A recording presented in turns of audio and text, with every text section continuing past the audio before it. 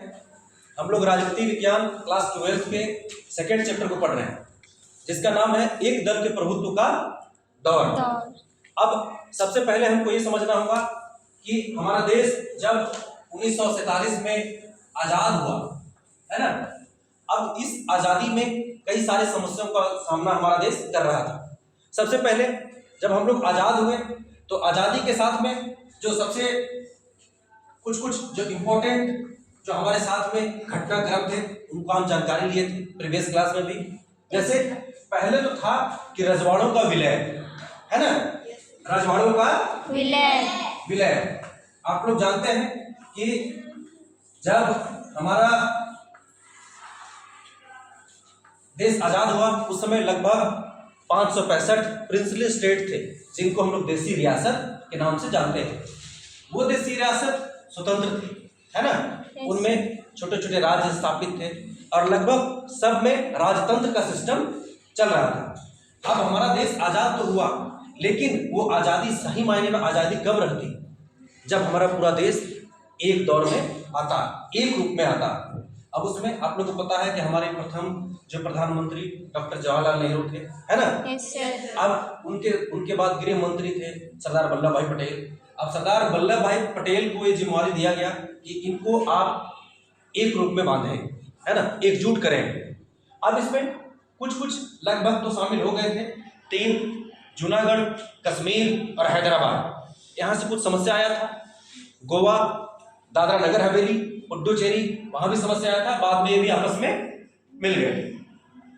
अब इस मिलने के साथ दूसरा सबसे बड़ा समस्या जो हमारे साथ में था वो था विभाजन, है ना। आप लोग को पता है कि अंग्रेज कूट डालो एवं राज करो के सिस्टम के तहत भारत को 2 स्टेट में बांट के गए थे। अब 2 स्टेट जो बांट के गए थे, 2 देशों में बांट के गए थे, है ना। जो 2 देश जो बांटे थे उसमें एक का नाम भारत और एक का नाम पाकिस्तान। अब अगर हम इंडियन मैप में देखें, है ना, इंडियन मैप में देखते हैं तो पाकिस्तान का 2 पार्ट था, एक पूर्वी पाकिस्तान और एक पश्चिमी पाकिस्तान। जैसे पूर्वी पाकिस्तान आज के जो बांग्लादेश को हम जानते हैं उसको पूर्वी पाकिस्तान बोला जाता था, वो पाकिस्तान का ही भाग था। और बाकी जो पश्चिमी पाकिस्तान जो हम लोग आज पाकिस्तान के रूप में जान रहे हैं, है ना। अब ये दोनों 1971 में क्या हुआ कि बांग्लादेश पूर्वी पाकिस्तान जो था वो पाकिस्तान से अलग होकर एक नया कंट्री बन गया, ठीक है ना। अब ये विभाजन का दौर में सबसे बड़ा समस्या था कि उस समय बहुत सारा जो नरसंहार हुआ था, है ना, सांप्रदायिकता फैला था। बहुत सारे अंग्रेज जो सिस्टम बना के गए थे उसमें आपस में लोग लड़ने लगे। बहुत सारे इंडियन जो मुस्लिम थे वो पाकिस्तान की ओर गए, बहुत सारे पाकिस्तानी हिंदू थे वो भारत की ओर वापस आए। अब जो शरणार्थी रूप में आए इनको अच्छे से रखना, इनको खाना पीना भोजन, है ना। और सबसे बड़ा बात है कि आज आपके गांव में मान लीजिए कोई बाहरी 20-25 परिवार को बसाया जाए तो क्या आप उसको एक्सेप्ट करेंगे? No sir. तो उस समय समस्या और खड़ा हो जाता है, क्योंकि वहां लोगों को लगता है कि ये हमारे संसाधन का ही दोहन करेंगे, उपयोग करेंगे या बंटवारा करेंगे। वैसे में इनको अच्छे से पुनर्वास करना, इनको भोजन उपलब्ध कराना, सुरक्षा उपलब्ध कराना, ये सबसे बड़ा चुनौती था। एक तीसरा जो समस्या था वो था गरीबी का, है ना। एक गरीबी का समस्या था, भुखमरी का समस्या था। आप लोग को पता होगा कि उस समय हमारा देश 1947 में आजाद होता है और 1945 में द्वितीय विश्व युद्ध खत्म होता है ना। द्वितीय विश्व युद्ध जब खत्म हुआ तो पता है अंग्रेज भारत के नहीं चाहने के बावजूद, है ना, उनको युद्ध में शामिल कर दिए और यहाँ का जो संसाधन का उपयोग वो युद्ध में किए। अब जो संसाधन का जब उपयोग किए तो आप लोग को पता होगा कि बंगाल का बहुत सारा वैसा जो खान पान का जो वस्तु था, खाद्यान्न वस्तु था, वो सेनाओं को भेज दिया गया और वहां भुखमरी आ गया, समझ गए। बहुत सारे अकाल आए, लोग मरने लगे। वो अकाल मानव जनित थे, वो अंग्रेजों के द्वारा बनाए गए थे, क्योंकि भूमि सुधार तो किए नहीं, ऊपर से जो उपजा उसको जबरदस्ती लेके चले गए दबा के। अब उस समय इतने सारी समस्याओं के बीच में लोगों को अच्छे से खाना पीना मिल सके, कपड़ा मिल सके, भोजन मिल सके, सुरक्षा मिल सके, ये सबसे बड़ी चुनौती है ना। एक नया कंट्री बन रहा है। उसके बाद एक सबसे और समस्या था कि अब ये देश हमारा चलेगा कैसे। जैसे हमारा भारत का भविष्य होगा क्या, या हम लोग एक नजरिए से और कर सकते हैं भविष्य का भारत कैसा होगा। आज आप पढ़ाई कर रहे हैं तो आपको लग रहा है ना कि आने वाले 4 साल 5 साल में हम क्या करेंगे, जॉब में जाएंगे, अच्छे व्यक्ति बनेंगे, अच्छे नागरिक बनेंगे। वैसे हमारा भविष्य का भारत होगा कैसा। अब उसके लिए इतने बड़े देश को चलाने के लिए जहाँ पर्वत पठार मैदान रेगिस्तान, इतने सारे जातियाँ, इतने सारे धर्म, इतने सारे नस्लें है ना, है यहाँ, तो वैसे में एक देश को सुचारू रूप से चलाने के लिए एक संविधान का जरूरत महसूस किया गया। अब वो संविधान कैसा होगा, वो तो नागरिक सेंट्रिक होना चाहिए, है ना। जो हमारे नागरिक को अच्छा से उसको सुविधा दे सके, है ना, उसके जो दैनिक जो उपभोग की वस्तुएं हैं उनका उपलब्ध कराए, सुरक्षा उपलब्ध कराए, रोजगार उपलब्ध कराए, ताकि सबका सर्वांगीण विकास हो सके। स्वास्थ्य शिक्षा हर सेक्टर में काम करना है, क्योंकि अंग्रेज तो यहाँ अपने लाभ के लिए आए थे, वो भारत के हित के लिए नहीं आए थे, समझे। वो तो सबको जातियों में धर्मों में बांट बटा हुआ था, उसको आपस में लड़ा के चले। आप लोग आगे क्लास में जाइएगा तो पढ़िएगा 1909 का एक सांप्रदायिक वो एक एजेंडा लाए थे, जिसमें कुछ लोग को चुनाव का प्रतिनिधित्व दिए थे, है ना, जाति के आधार पर, जाति बांटने के लिए धर्म के आधार पे, समझे। उसको धीरे धीरे कंटिन्यू करते चले गए। लेकिन जब आजाद हमारा भारत हुआ तो एक लोकतंत्र हुआ, धर्मनिरपेक्ष कंट्री के रूप में हुआ, जहाँ किसी धर्म को विशेष प्रमुखता नहीं दिया जाएगा, लोकतंत्र होगा, वो सबके लिए होगा। अब ये संविधान निर्माण का जो चुनौती था, इस संविधान निर्माण का चुनौती बहुत बड़ा चुनौती था। वैसे में जो हमारे स्वतंत्रता सेनानी थे वो आपस में एकजुट होकर बैठ के एक संविधान सभा का निर्माण किया, है ना। वो संविधान सभा लगभग विश्व के 60 देशों के संविधान का अध्ययन किया, और उस अध्ययन के पश्चात जो हमारे देश में जरूरत की वस्तुएं थी, जरूरत के जो टॉपिक थे, उनको अपने संविधान में शामिल किए, है ना। और समय समय पर उसको चेंज भी किया गया, बदलाव भी लाया गया, संशोधन भी किया गया, है ना।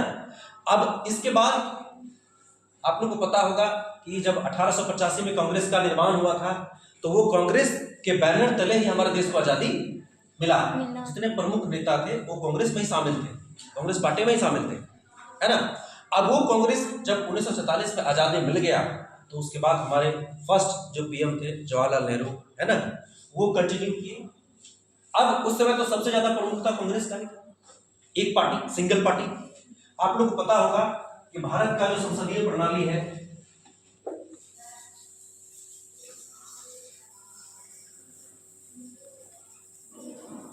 भारत का जो संसदीय प्रणाली है उसमें संघीय व्यवस्था का पालन किया गया। संघीय व्यवस्था मीन्स यहाँ सरकार मुख्यतः प्रमुखता से पहले तो 2 पार्टों में बटी, एक केंद्र सरकार, एक राज्य सरकार। संविधान के 7वीं अनुसूची का जब आप अध्ययन करिएगा तो 7वीं अनुसूची जो है वो 7वीं अनुसूची कहता है कि विषय को मुख्यतः 2 भाग में बांटे।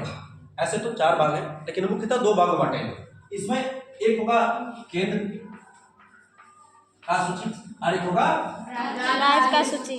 राज्य सूची जैसे सूचना, सेना, संचार, है ना, विदेशी मामले जो मुख्यतः वो सब रहेंगे केंद्र के पास, समझ गए। और जो राज्य संबंधित विषय राज्य के पास रहेंगे। अब यहाँ जो शासन पद्धति है उसमें जो कानून निर्माण का संस्था है उसको हम लोग संसद के नाम पे जानते हैं, है ना। और यहाँ जो होता है उसको राज्य विधायिका या हम लोग कहते हैं विधानसभा। वर्तमान में झारखंड में कितने मेंबर हैं विधानसभा में? 81 मेंबर है ना, जिनको आप लोग विधायक कहते हैं। जैसे सिमरिया एक विधानसभा क्षेत्र है, यहाँ से एक विधायक चुन के आते हैं। चतरा एक लोकसभा क्षेत्र है, यहाँ से एक सांसद चुन के आते हैं। तो जो विधानसभा के मेंबर चुन के आते हैं वो राज्य में बैठते हैं जाके, है ना, जिसको हम लोग इंग्लिश में एमएलए कहते हैं, मेंबर ऑफ लेजिस्लेटिव असेंबली, उसके मेंबर होते हैं। और एमपी को बोलते हैं मेंबर ऑफ पार्लियामेंट, समझे।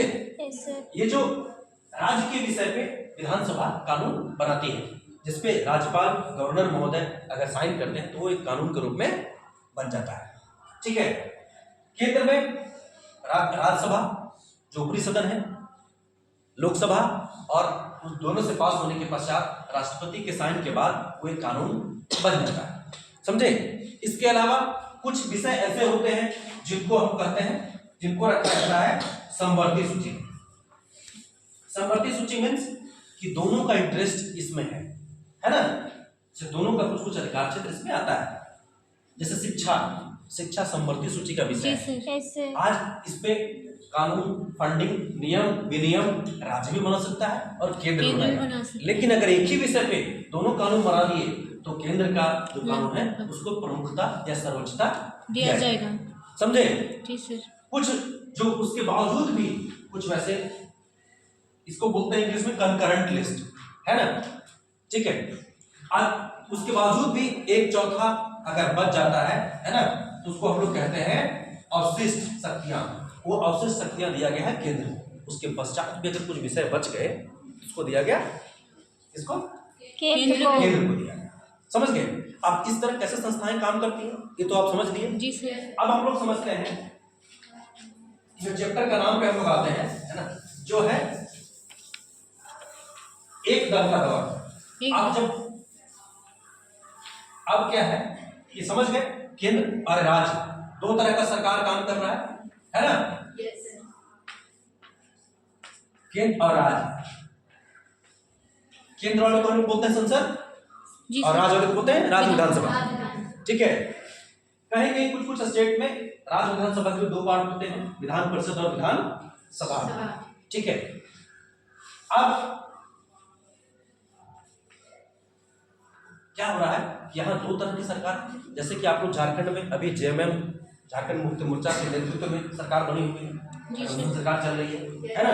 और केंद्र में जो एनडीए है या बीजेपी के नेतृत्व में एक गठबंधन सरकार चल रही है ना? लेकिन उस समय क्या था कि केंद्र में भी कांग्रेस, राज्य में भी कांग्रेस, दोनों जगह कांग्रेस, क्योंकि कांग्रेस ही हमारे देश को आजादी दिलाने में सबसे ज्यादा आगे था।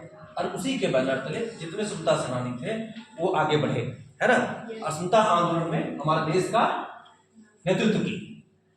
तो उसके बाद कुछ दिनों तक तो ये चला, लेकिन 1970 आते आते फिर कुछ कुछ जो स्टेटों में जो क्षेत्रीय पार्टियां थी उनका उदय प्रारंभ हो गया। संविधान द्वारा ये शक्ति दिया गया है कि बहुत सारी पार्टियां बन सकती है भारत में। जैसे अमेरिका में दो दलीय प्रणाली है, अमेरिका में दो ही पार्टी हो सकता है, डेमोक्रेटिक और रिपब्लिकन।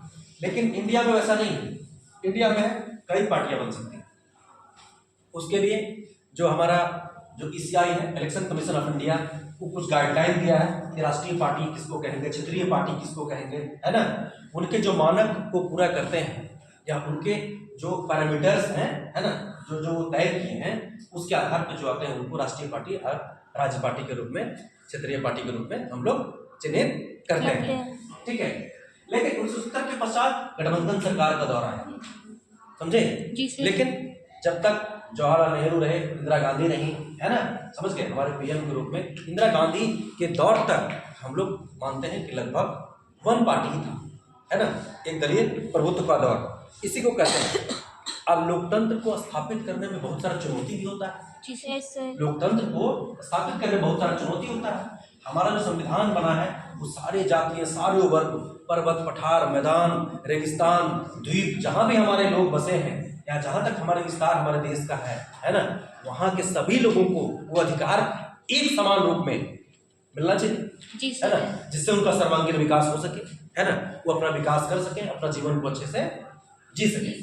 अब इसी में चुनौतियां जो हम बताए पहले, कुछ कुछ मुख्य चुनौतियां थी, उनका सामना धीरे धीरे किया जाने लगा।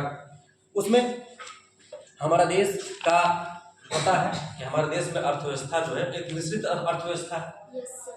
अमेरिका पूंजीवादी अर्थव्यवस्था है, जहाँ पूंजीवादी कहता है कि सब कुछ बाजार करेगा, हम कुछ नहीं करेंगे, सब बाजार पे होगा, हम कोई सरकारी स्कूल नहीं खोलेंगे, समझे, हम बाजार करेंगे, हम उस लोगों को उस लायक बना देंगे कि वो अपना बच्चे को प्राइवेट में पढ़ा सके। लेकिन रूस जो समाजवाद का समर्थक था, रूस का कहना था कि नहीं, जितना अधिकार होगा सबका एक समान होगा, समझे। लेकिन हमारा देश उस समय इस परिस्थिति में था कि इसको समाजवाद का भी जरूरत था और पूंजीवाद का भी जरूरत है ना। जी तो सर। दोनों का एक मिश्रित अर्थव्यवस्था के रूप में अपनाया गया। आज आप लोग देखिएगा कि प्राइवेट हॉस्पिटल भी मिलेगा, गवर्नमेंट हॉस्पिटल भी मिलेगा, जी सर। प्राइवेट स्कूल में मिलेंगे, गवर्नमेंट स्कूल में मिलेंगे, यस सर। है ना। यस तो एक सर। मिश्रित अर्थव्यवस्था के रूप में इसको अपनाया गया। अब वैसे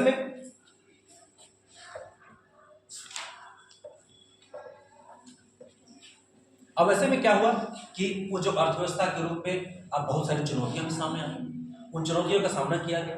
अब उसमें चूंकि हम लोग पॉलिटिकल साइंस का बुक पढ़ रहे हैं, है ना, राजनीति विज्ञान, अब उसमें अगला टॉपिक आपका दिया है, पहले 3 का चुनाव जो था उसमें कांग्रेस का प्रभुत्व रहा। पता है भारत में जो चुनाव होता है वो प्रत्येक 5 वर्ष में होता है, जी सर। है ना।